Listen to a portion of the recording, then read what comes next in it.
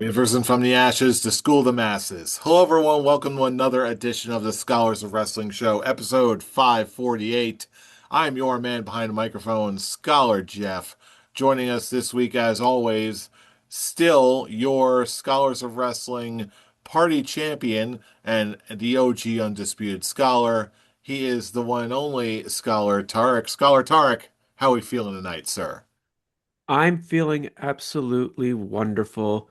I mean, I'm kind of surprised I'm could still call myself the party champion. I wasn't at the party for WrestleMania.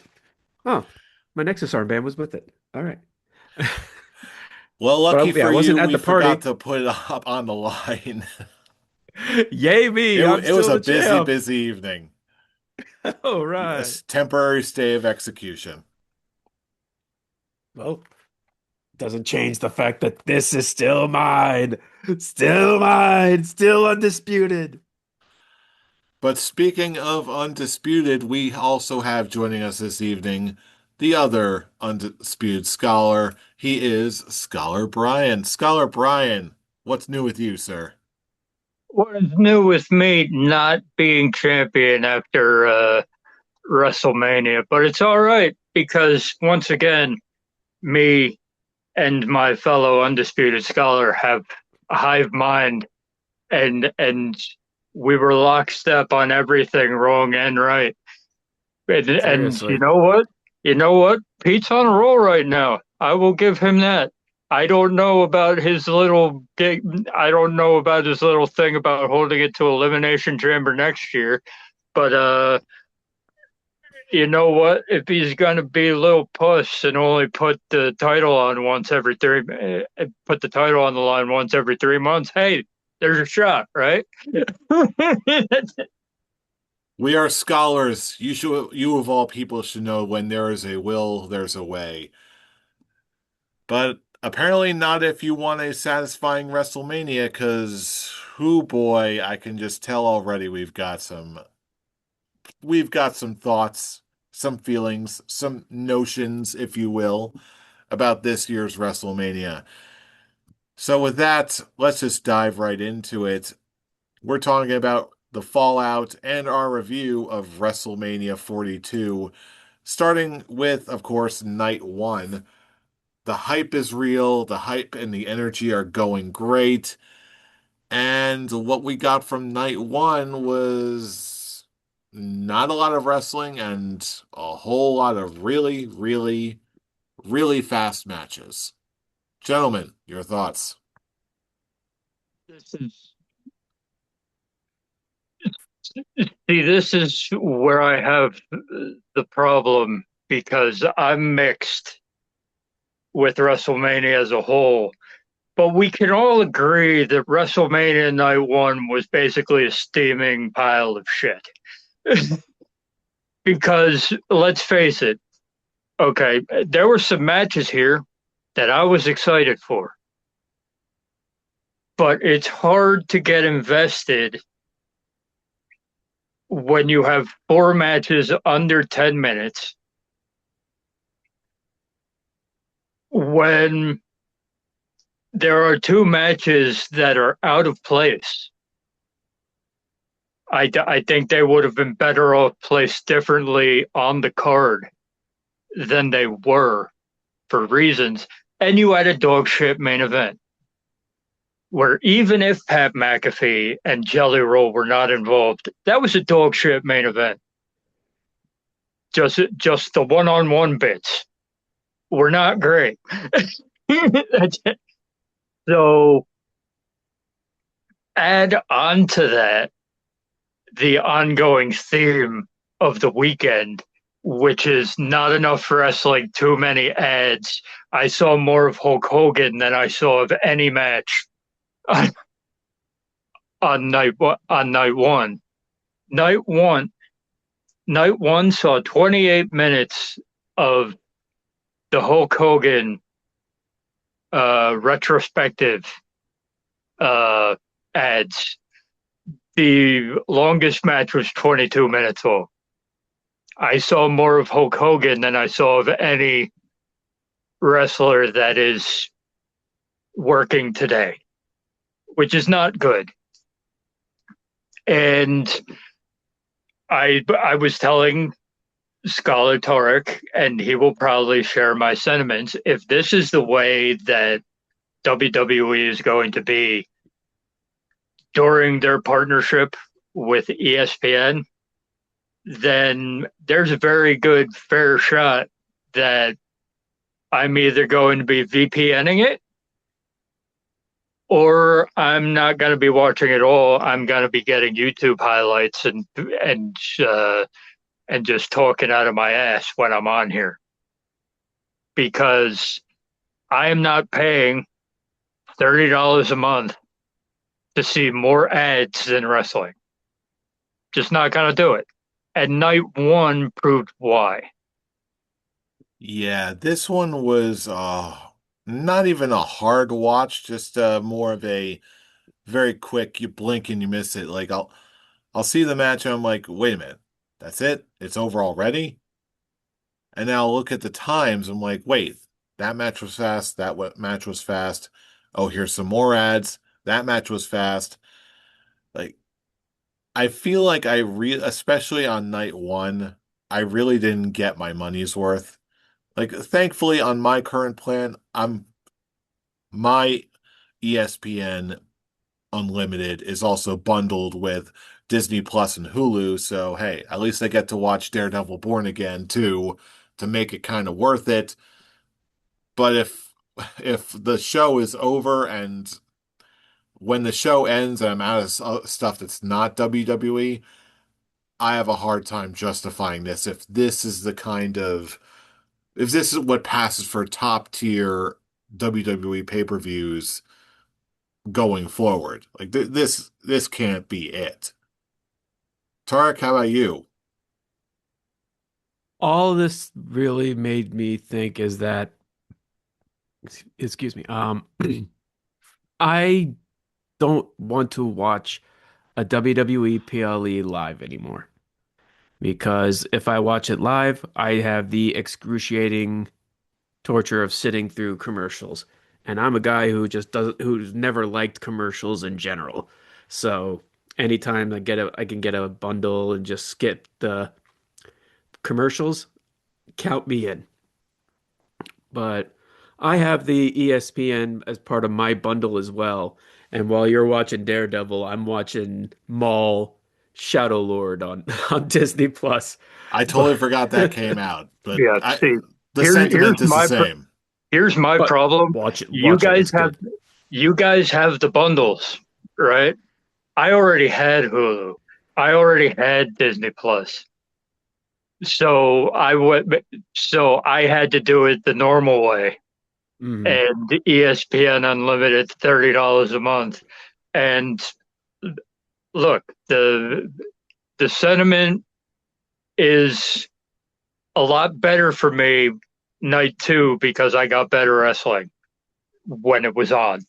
But the issue going forward is going to be that the Royal Rumble and the Elimination Chamber were not bad with the ads, but that was because they had gimmick matches that had to be longer in length.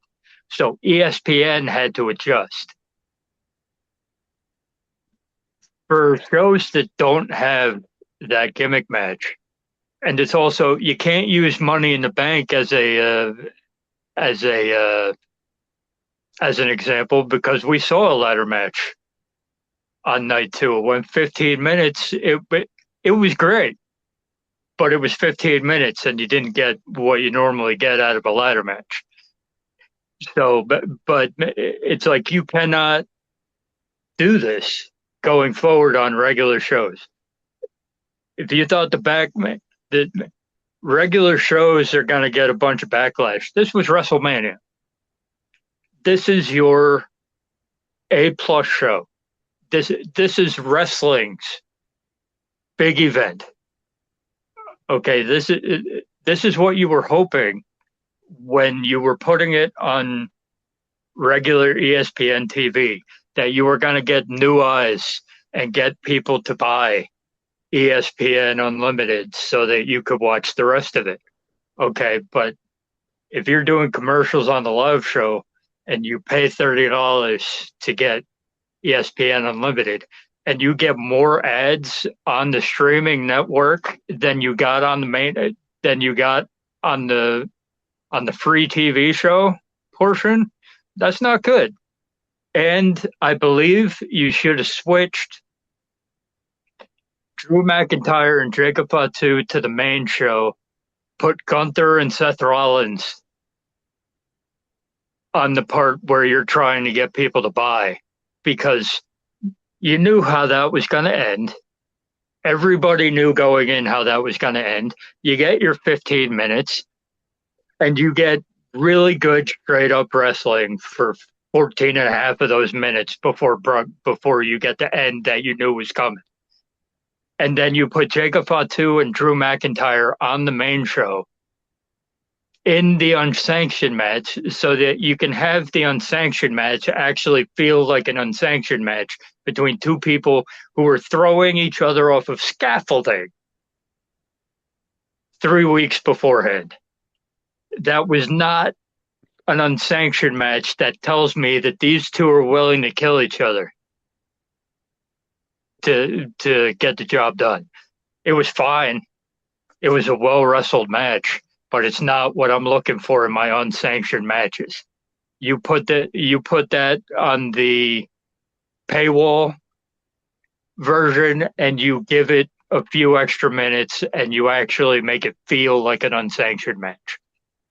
I'll tell Okay, you what. and don't even get me started on Randy Orton versus Cody Rhodes. That's my worst match of the year so far. I'll tell you what, it's certainly disappointing enough in my mind.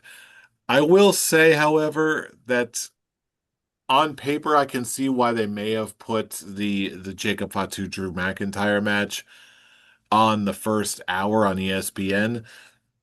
If you can get something sufficiently brutal and entertaining enough, you can get people to tune in, I guess. But But that's the problem. It it wasn't wasn't. brutal enough. They Yeah, didn't that didn't they work. didn't produce the match. They didn't produce the match correctly for the way they built it up. I'm like, these are two guys who hate each other enough that they're throwing each other off of scaffolding. And the most hardcore thing that you had was couple table throws.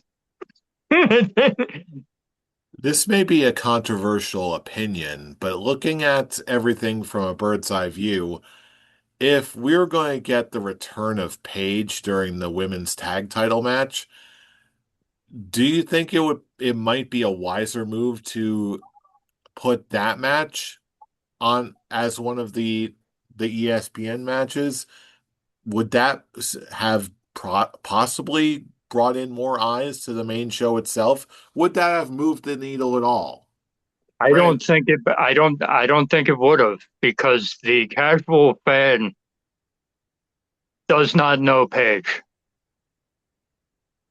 If you're trying to bring new eyes, you go with people that the casual fans know. That's why I'm saying Seth Rollins, because he's been all over your TV while he was out with the injury. He was doing the football. He was doing the football morning shows. He was doing the wall the the the skyscraper building, that guy climbing it on Netflix. He was one of the announcers. I'm like, he was everywhere. Why is he not on the part of the show where you're trying to bring people in? I mean, like, people know this guy because he's been doing all the sports stuff while he was out with the injury. and on top of everything, that Gunther Seth Rollins match was the second longest match of the night. 17 minutes and 52 seconds. Like, granted, that was pretty solid, but more than half of these matches were under 10 minutes. Uh, And and the espe- women and the women should be pissed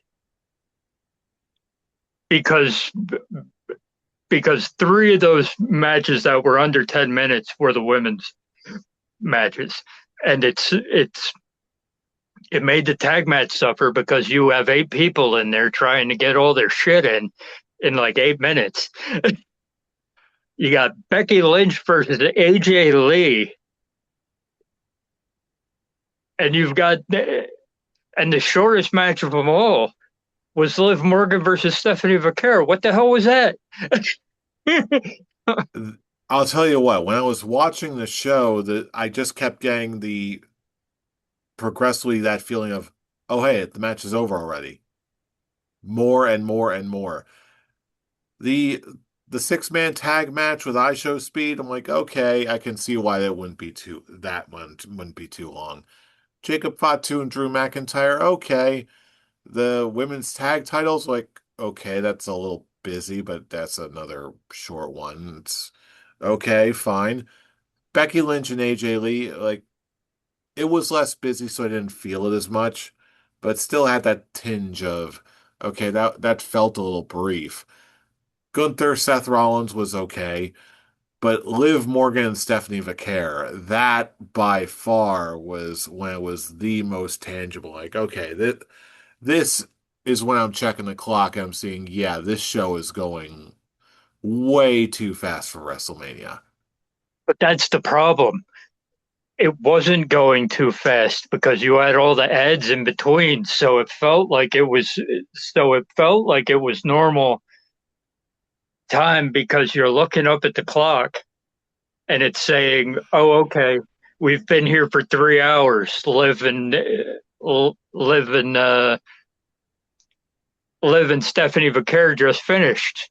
It's like if you're not paying attention and you're 3 hours into a 4 hour show and you see that 6 matches have finished, you're like, oh, these matches have been getting a lot of time. That's all good. I like this. And then you look and then you see the run sheet that comes online afterwards, and you realize that the amount of wrestling without the main event was basically an hour. And you're like, what are we doing here? Yeah, it was pretty rough. And then as if the length of the matches themselves were not good enough, then we got the main event of night one. Somehow Cody retained against Randy Orton. The match was long enough, but the ending itself just felt bizarre to me. Honestly, the entire match, you find out later on why, probably why all that happened. But look, you had 2 celebrities that shouldn't have even been there to begin with. Luckily, they were smart and they were like, take them out and take them both out at the beginning so we can get to the one-on-one match before the fuckery at the end. And the one-on-one match was not good at all. I mean, I realize that they're playing up Randy Orton as a hurt back and all that, but I mean, this is 2 years in a row that Cody Rhodes has the worst match on WrestleMania. That is I a crappy thing to think about. and I mean, last year it was on purpose. That was part of John Cena's whole gig at that point in time. So it's like, okay, I understand this. They're doing a crappy match on purpose. The only reason it didn't really work in the end was because Travis Scott took forever and The Rock wasn't there. So it's like, okay, whatever. But this is Cody Rhodes and Randy Orton. You took out the people that weren't supposed to be there at the beginning. It became a one-on-one match for the most part, and it was shit. It was not good.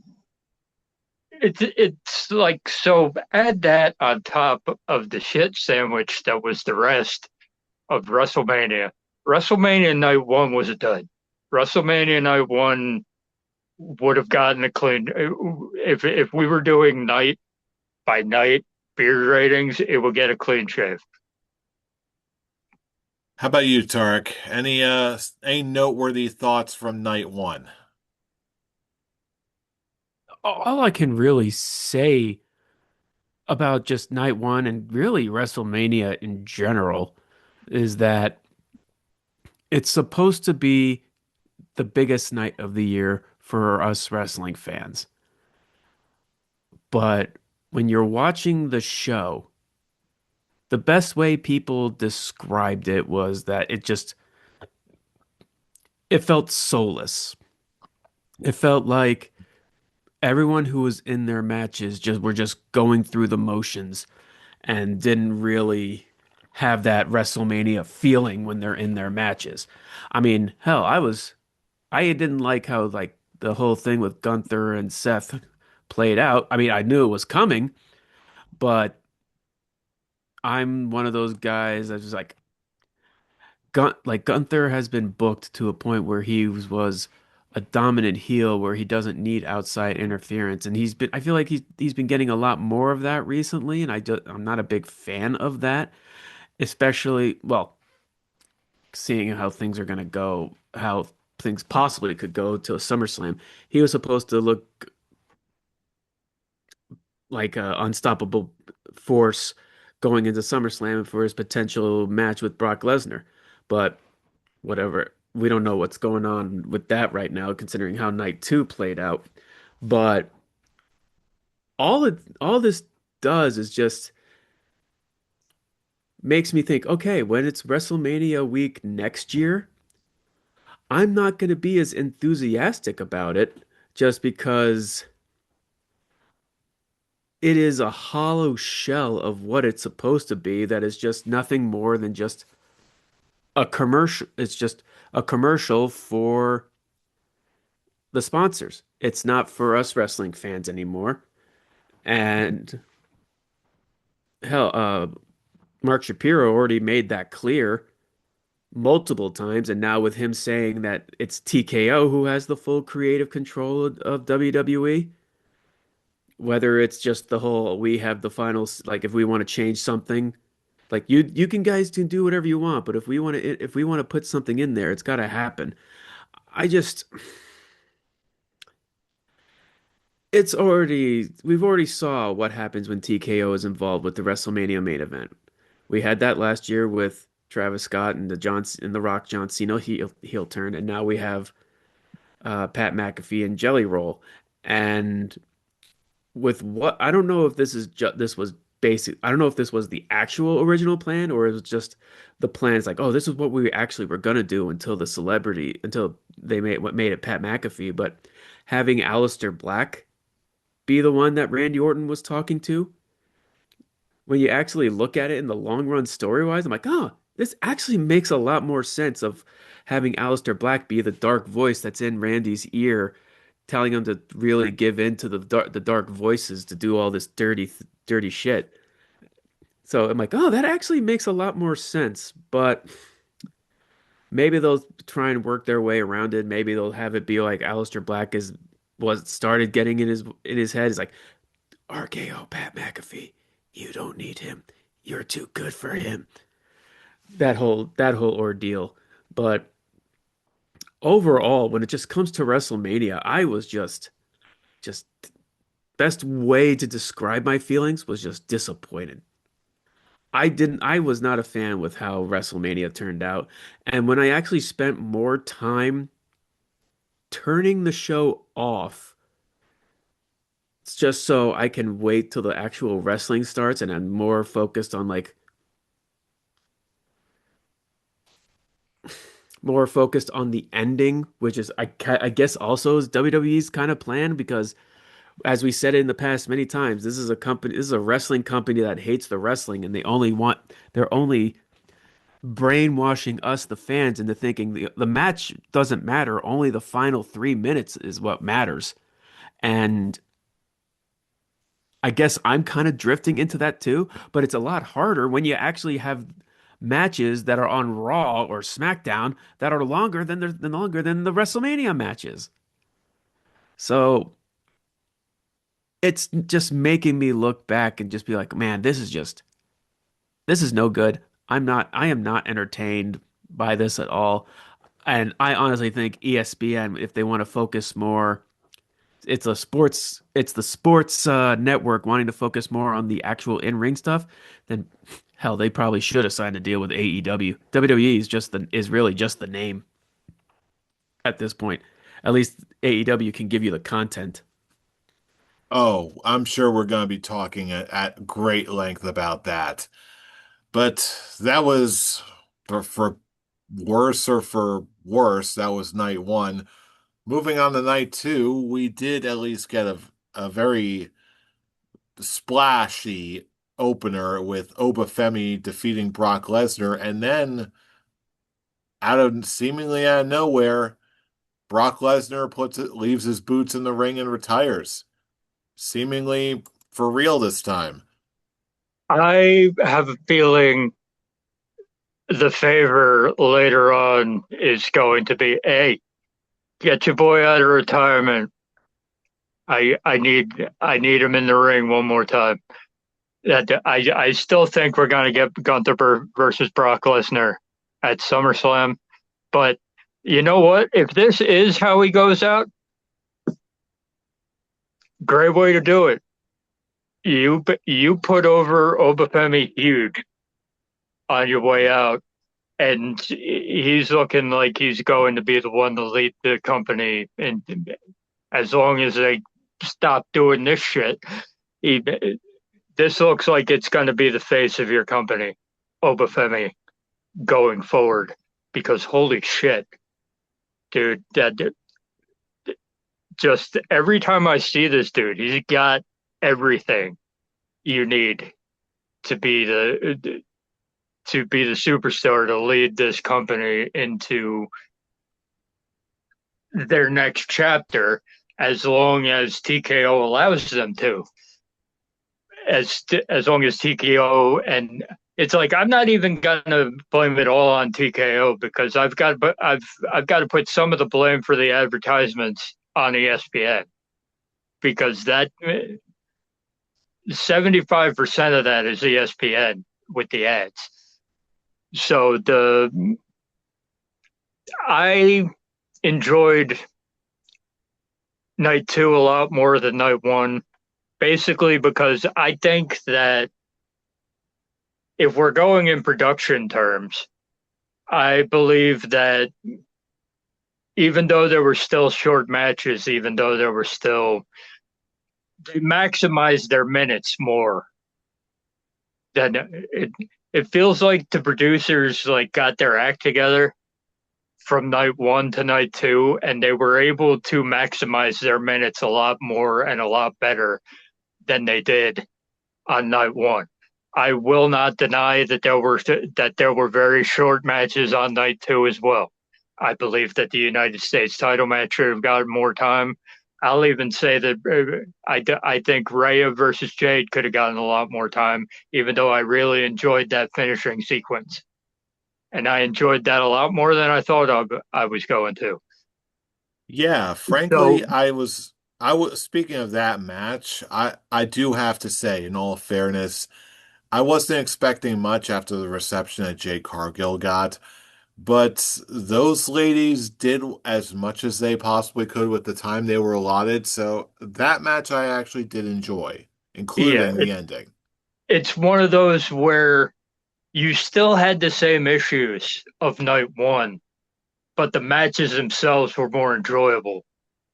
So I'm not going to say that I can look past the the same issues that they were having from night one, but it gets a slightly better image in my head because at least the matches were watchable and they were good.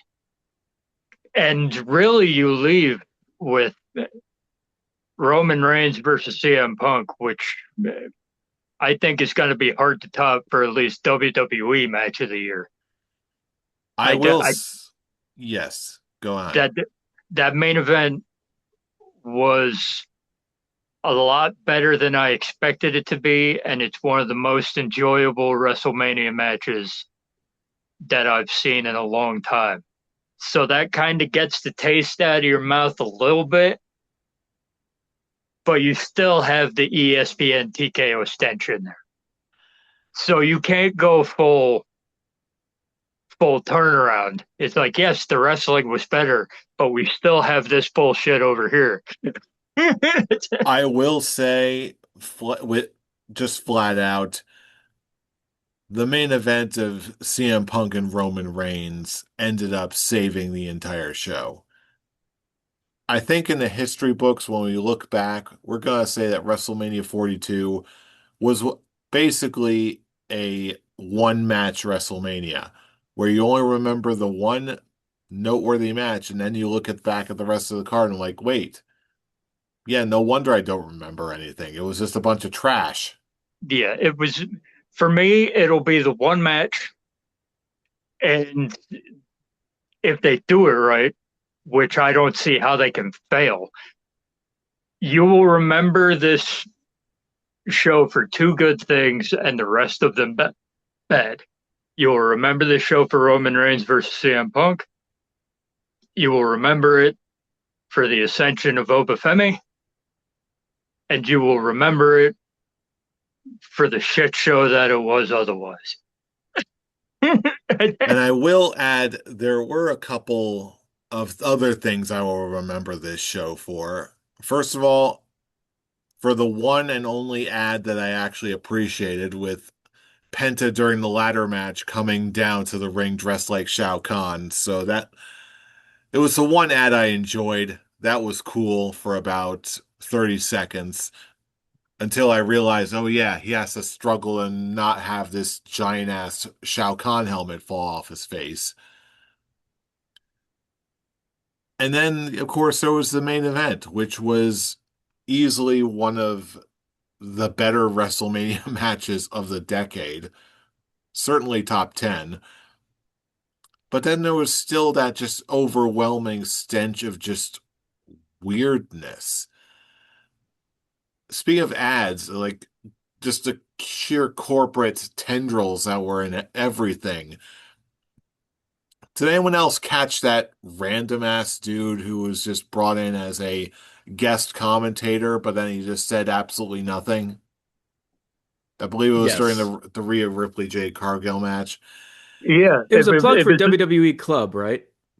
yeah, Yeah. I think so, but it's like it's a plug for the club. You're supposed to plug the club. You're not just supposed to sit there and do nothing. It's like we don't know who you are. You're just a random dude sitting at the commentary that they Would didn't you announce like to him. know? Would They you like didn't. to know who that guy was? I looked it up Sure, and I forgot about it already. sure, His because we're never going to hear from him again. So what's the point? What do his you mean never name, hear from him? We never heard from him at We all. He never, was just yeah. there. the guy's name is Adam Weitzman. He is an American entrepreneur. He is the owner and CEO of Upstate Shredding and Weitzman Recycling. He is a billionaire, which leads that, which basically leads Dave Meltzer to just come to the only reasonable conclusion you can, that he is just some rich guy who just paid to be there for a match. I could Which, see it. I'm which, just going to sit if we're here and seriously smile at the doing camera that, if we're doing things like that, and you're paying $10,000 tickets to go on Cody Rhodes' tour bus, like after a certain point, like that, we've just hit critical mass. Like, what are we doing here, people? Come on. because that's the real thing. Okay. Here's the issue. Okay. We were at home. We were watching this on streaming.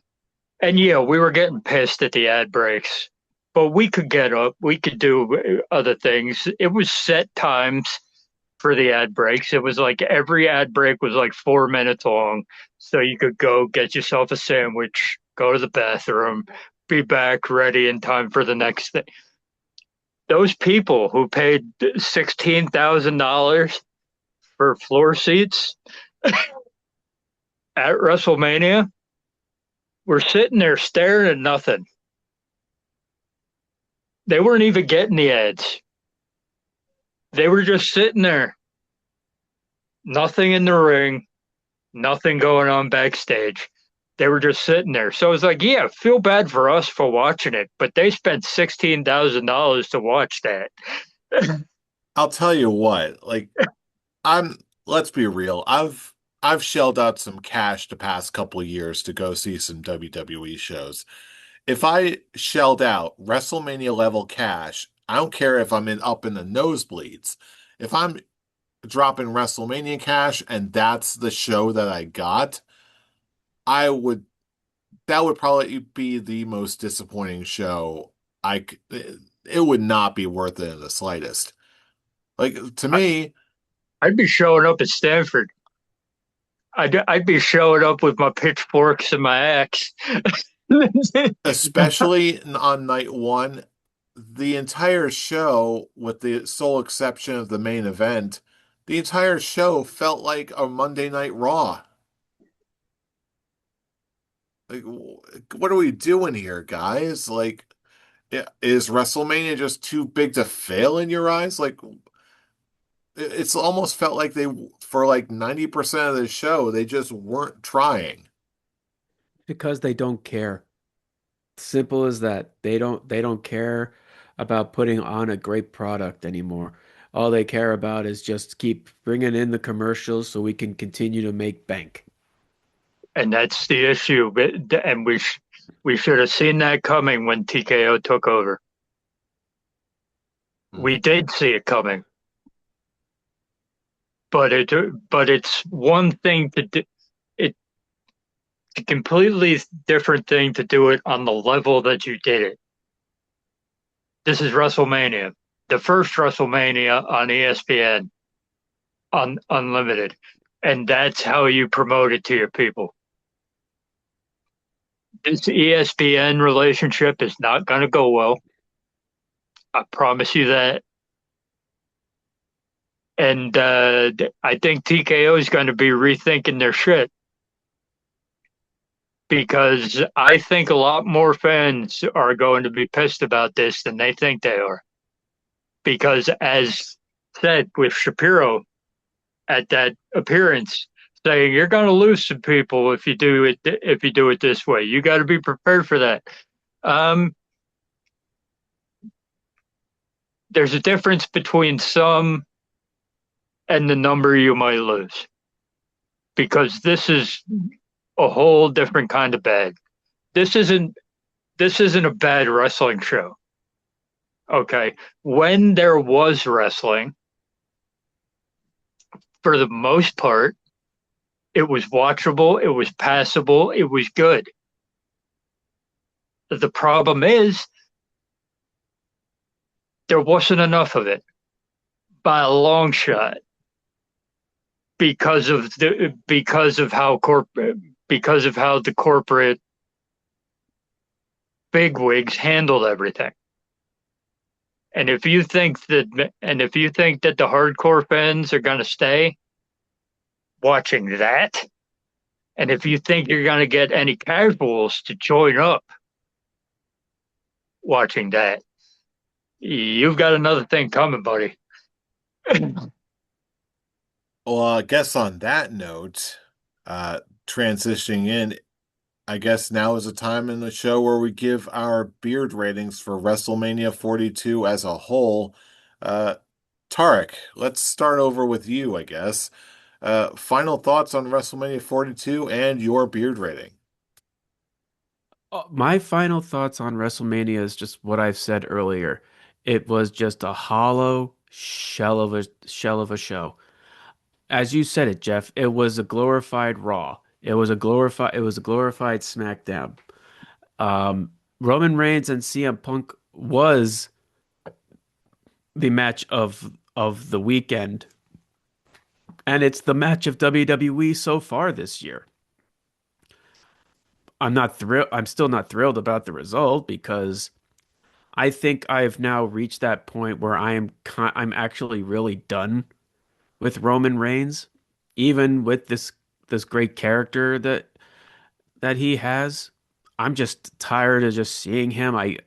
It's going back to that point where, yeah, you built the entire show on one match, but it's still you have these you have these guys. You have the Roman Reigns and now the Oba Femi. And even when they did it with Gunther after he retired Goldberg, John Cena, and AJ Styles, you have these names that it's like, all right, they're at this peak, but what are you gonna do with them now? Oh, we're just gonna just do nothing with them and save like the Roman Reigns and Oba Femi to possibly next year's WrestleMania? I don't think you have enough content to do that because you haven't really pushed anyone else to actually be threats to these guys. So it probably would be better to have that be your main event of night two of SummerSlam. But it's gone back to the question. It's like, okay, well, what do you do with them? Like, where do they go? I And just, I just remembered when you brought that up, we're gonna get this again for SummerSlam, aren't we? Because I forgot that it's 2 nights.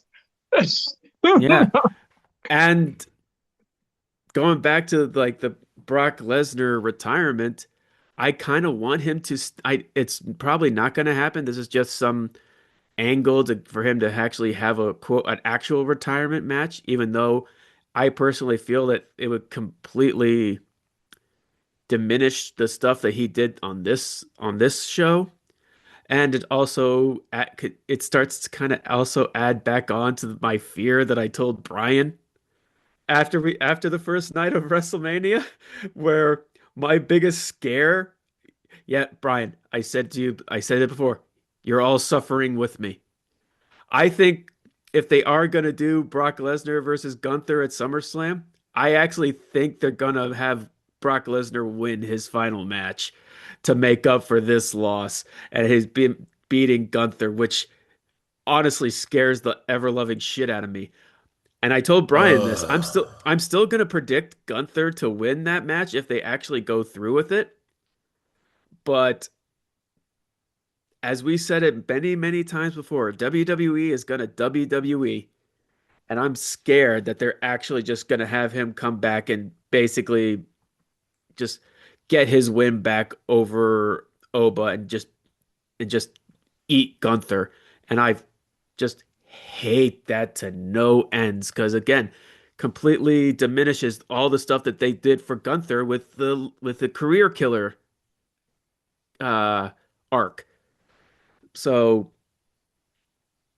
all in all, it just I don't I don't feel excited for pretty much the next day after WrestleMania ended. And I'm not excited to see where they go from here next. And I consider that a huge fail on all aspects. Yes, the wrestling was better on night two, but it's not enough. It wasn't nearly enough for me to be like, okay, this is getting me back. It never got me back. Not one bit. So it's funny because before I was gonna just give this a two peach fuzz, but overall, with how WrestleMania really made me feel, I am gonna go clean shaven. I am gonna go give it a one. The more we talked about it, the more angry it really made me to think, man,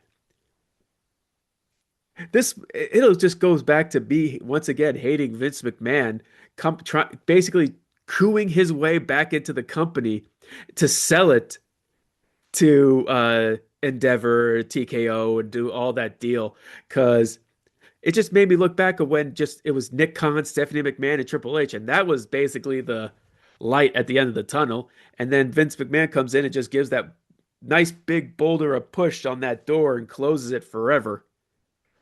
And yeah, I'm back to just not being excited for WWE as I used to ever since WrestleMania 40. Yeah, and that's really a Yeah. shame. So I'm going to give it a clean shaven 1 out of 5. Yeah, there's gonna be studies, there's gonna be shows, there's gonna be documentaries about the massive drop off after WrestleMania 40 and in terms of match quality, in terms of confidence, all of it. But going back here, I will say this entire weekend of shows wasn't entirely without merit, but the one place I am totally with you on is that the more we're talking about this, the more my feelings have absolutely soured on this. Originally, I was going to give it a 3 out of 5 classic goatee just because I felt that Punk and Roman basically salvaged the entire show. But the more I'm talking about it, the more we're highlighting so many different things that went so painfully wrong. I'm going to drop it down to Peach Fuzz. 2 out of 5. Just there was something there. Again, the best way I can put it, this will be remembered as a one-match WrestleMania because the rest of it was just, it almost feels like the reverse of what we got last year, where most of the rest of the show was just fine. The pacing was good, all that other stuff, but it was the ending that we were let down by. Now we're like, okay, let's give them one with an absolutely great ending so everyone goes home happy, but they completely neglect about 90% of the rest of the show. And this is the thing I kept coming back to. WrestleMania should never feel this way. It feels like not even just a good Monday Night Raw like we went to back in the day. This feels like a modern era Monday Night Raw, full of ads, full of downtime, very minimal wrestling. I was just very disappointed at it, but I got to give my flowers to Punk Roman for saving the day. So yeah, I'm going to give it a 2 out of 5 classic goatee. 2 out of 5 peach fuzz. That is my rating. Brian, what about you? I will say, okay, night one I already said was a dud. I enjoyed a lot of night two, not just not just the opening and the ending. I enjoyed a lot of night two, but night one was so bad that no matter how good night two was, I can't get it above a peach fuzz. I can't do it. It's as you said, I thought a lot of night two was good. I thought the matches were produced better. I thought that for the short amount of time that a lot of matches had, everything flowed better, and a lot of the stuff I enjoyed seeing. However, you still have the bullshit that was going on night one with the commercials. So even though you're getting better wrestling, you still have to deal with with the elephant in the room, which was the issue that everyone was complaining about of night one. The difference, night one had bad wrestling to go along with the problem with the ads and the TKO. Therefore, I cannot go any higher than a peach fuzz. I thought that I could get it to a classic OT because of how good night two was, but I'm in the same boat as Scholar Jeff. Can't do it based on what happened and what I expect will continue to happen in the future. This is not a good look for how this ESPN Unlimited relationship is going to go. And if this is how WrestleMania is going to look from now on, I am not excited in the least. Well, that will bring us to because WrestleMania, for better or for worse, is still the nexus point of which the entire wrestling world seems to revolve around. We still do also have the Monday Night Raw after WrestleMania, where we still get at least some call-ups.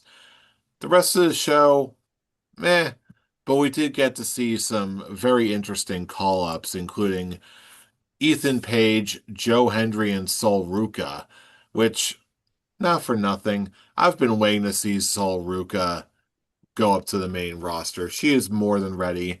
Joe Hendry is a delight, and Ethan Page seems almost like he's tailor-made for the WWE main roster. We got that. We got some all these different setups for future feuds and events. Got some hints that CM Punk and Cody Rhodes are going to be throwing down at some point. We got Jacob Fatu challenging Roman Reigns and Oba Femi just pulling a "This is my yard now" to the, to the delight of virtually everyone because everyone loves them some Oba Femi. Ugh. I'll Sol say Ruka this: cracked me up. the night Her, her after Raw was better than night one. Boom. I left the Sol Ruka thing just laughing on the floor just because of what the context of the promos were. Just Sol Ruka praising Liv Morgan. Oh, it's like you worked hard to win that. You earned that, and I'm just going, didn't you watch the WrestleMania match? She did nothing but cheat to win this match. How did she earn this? And then she's just like, "Oh no, I'm not here for a confrontation." And like, then what are you here for? Aren't you just gonna say now I want the title? No. I'm just here because I am just here to praise you. And I'm just going, stop it. This is not a good look for Sol Ruka on her call up. Stop it. I'm like, Yeah, shame on I you. was definitely and, huffing the copium that and night. they had the match, and the match was good, but it's like that promo was not it. No, Oh no, I'll agree that with you. promo hurt. That promo That hurt her a promo lot. was not it. The match the match was good, so you got it back wrestling wise. But let's not do that promo anymore. It's not a good look for Sol Ruka And for the then main Zarya roster. went and killed her on NXT, like dead. I thought the way that she hit that table, I thought she was dead. Of course, she's not gonna get up from that.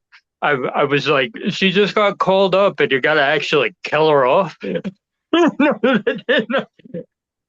That's exactly what I was expecting. I'm like, yep, they're just gonna it's like NXT Sol Ruka, you're dead now. Your character is going to die, and the NXT continuity is over. Now it's the main roster Sol Ruka now, and they're slowly it's like, yeah, it's still you, but we're just gonna it's back to square one. At least with Ethan Page, he actually looked like he's a call up that actually truly belonged in in the mid card title picture. It's just the character. The character that he plays is tailor made for the main roster. I'm like, he's doing it in NXT. I'm like, what are you still doing here, bro? He should have been called up a long time ago. I was even questioning whether or not he should have been in NXT to begin with because he's really that good. But they needed faces to help now. But now when you have all these your top names on NXT being called up, like I think Ricky Saints is going to be on SmackDown, I believe, No, right? they tried to get him on SmackDown, but CW was like, let's keep one, please. So it's like they're talking about bringing him up to SmackDown, but I don't think they got to do it yet. I But t he we'll see. should. He should be up there. But I'm like, NXT is going back to what it should have stayed as. It's legitimately going to be a development brand now because they called up all their big names. There's like no one left. Yeah, there are no more stars. It's like, all right, now we're back to square one. All right, who can we have? Who can we give a nice big push to? They're gonna go with Keanu Carver. He's gonna kill off Tony D. Tony D's gonna get called up, and then who do you got? I was just about to say Tony D's getting called up too, right?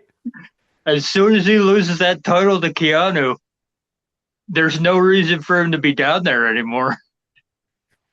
Now that you've gotten rid of the Italian mobster character, he can actually initiate himself to the main roster.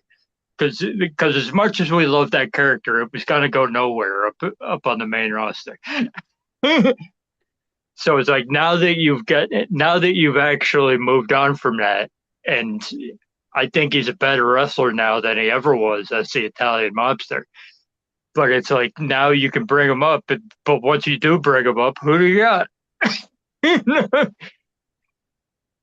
That is a very good question, and frankly, I feel like in at least in this batch, I already got all of the call-ups that I really desired to see significantly, at least the top ones.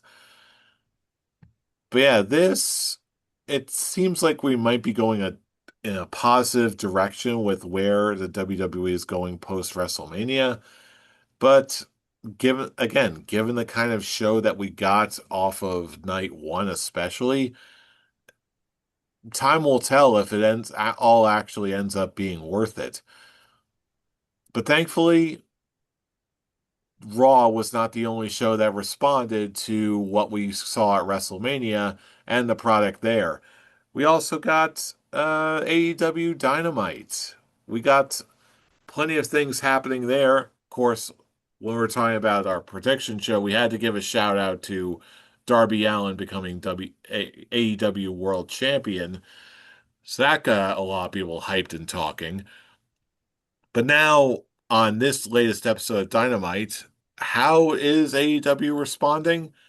Well, apparently they respond to a wrestling show with no wrestling matches, and they say, hey, we like wrestling, so we're going to give you a whole bunch of super hype matches, all the hypeness that you want to see. We're going to make it up. Honestly, this Dynamite felt way better than the past 2 months of Monday Night Raws. Not even close. You Here's could the say that deal. about Dynamite in Okay, general. first of all, Darby Allin having all these title defenses one after the other, we know what that means. I I think we can put he's not going to have that title very long, and I think the more he defends the title on Dynamite, the more likely that MJF's just got to take it back at Double or Nothing instead of Forbidden Door. So for Tarek, that will be good for his soul. but but I do appreciate that they're making Darby Allin's title reign the equivalent of Orange Cassidy's international title reign, where he is just defending it, defending it, defending it to see how long his body can hold out. The only difference and it's is like against Darby is at this point where he does not, or he's always been at this point. He doesn't give a shit about his body. That he's just going to just completely destroy himself. Shit, this match he had with Tommaso Ciampa. Um, shit, what's the name of the move that that Ciampa did from the top rope to the fucking floor? and it looked based on the cells that it hurt Champa more than it hurt Darby.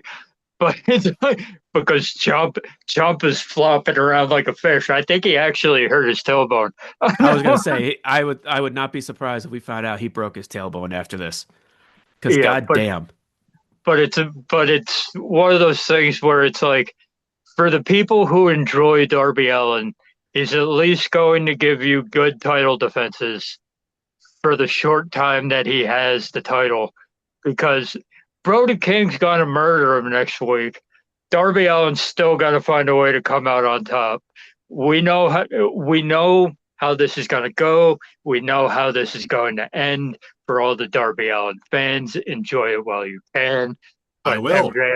MJF is going to have that title back in no time. But I, I'm more interested. What are the Death Riders doing with Will Ospreay right now? oh my God, that's the thing I'm looking forward to the most, and I just see them basically it's like see them going back to their initial message when they initially took the title in the beginning, where they want to make AEW better by making all of its wrestlers better. So I would see them just taking Will Ospreay, just going looking at him like you're fighting too much with your heart. You got to start thinking with your head now. We're going to train you to be better. And that's the kind like I cannot wait to I want them to do montages of like Will Ospreay tied up in a chair, Moxley's talking to him. It's like You're too emotional. You're not thinking. And because you're not thinking, you're destroying yourself. And so now I want to help you get better to stop thinking like with too much with your heart and you're just not with your emotions. Now you got to think clearly, especially now you're at a different point. You're at a point where your body can't do what you did before. So now you have to have a new way of wrestling. And it's like that character work is just getting me enthralled to see where they're gonna go with And this. it's like, because you know how it's going to end. The student beats the master. And that's how he gets his title match at All In. But it's like there are things for the company that tells no stories, right? Oh my God. There are stories in the company that tells no stories that are more enthralling to me than anything you've got on WWE TV right now. I mean, that could easily change in the coming weeks, but gotta say what I gotta say, right? AEW has been consistently producing compelling TV, which is what it wasn't doing while WWE was in its upswing in 2023, 2024. That was when the AEW tells no stories was at its peak. When WWE was telling some of the greatest stories it's ever told in 2023 and 2024 when Triple H first got the book and you had all the extra stuff going on in AEW. Now it seems like that switch is flipped and WWE's gone more corporate and lax on the storytelling, and AEW's gotten more enriched in its storytelling to the point where it's like I'm locked in. I want to know what's going to happen next, and it, and it shows in the ratings. Not, not that it's like substantial hikes or whatever, but you're getting more viewers for AEW TV right now than you've gotten in years And for this last couple months. that I believe is going to be the name of the game that AEW is going to need to play. Pay close attention to what WWE is doing and respond to it. Just give the people what they need from wrestling if WWE refuses to get to them, which is really how they even came to fruition at all, based off of the era of WWE, and to just stay consistent, deliver regular, great quality wrestling week in, week out. Are they going to ever close the gap with WWE? Probably not. I'd love it if they did. But even so, the name of the game for AEW rather is not going to be to necessarily close or even overtake that gap. It's just to consistently deliver and take inch after inch after inch after inch. They may not completely close the gap in our lifetime, if not ever, but they can still do the most important thing, and that's disrupt the wrestling industry in a positive way, especially after shows like these from WWE. Oh, and by the way, that stipulation that they've got going for that tag team match, the Adam Copeland and Christian Cage versus FTR, the rematch that they're gonna have at Double or Nothing. Uh, yeah, that's the most obvious Copeland and Christian win. That I think that's the most obvious result that AEW has ever done. So because you're gonna get that triple threat at All In. So they can't. So Christian and Cope can't lose. But then again, that goes down to the very fundamental. if it's what the fan base wants and needs to see, it's okay if it's not a big shock and surprise. If you get the result that you want and the fans get what they need to keep watching, keep investing, sometimes you don't have to just swerve the audience if you just give them what they need. Yep. And that's I'm still disgusted by that Randy versus Cody match. I mean, like, how am I gonna be? How, like, that is seriously like no joke. Like, that's a worst match of the year candidate.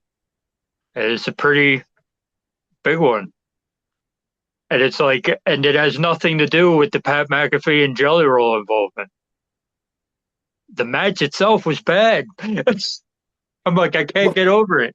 Cody Rhodes versus Randy Orton, and you're that bad.